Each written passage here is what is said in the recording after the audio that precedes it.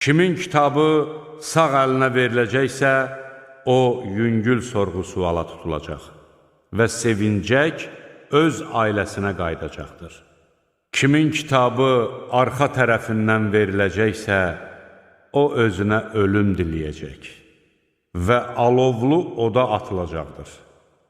Sözsüz ki, o, dünyada ikən öz ailəsində sevinc içində idi və elə güman edirdi ki, Rəbbinin hüzuruna qayıtmayacaqdır. Xeyr, sözsüz ki, Rəbbi onu görürdü.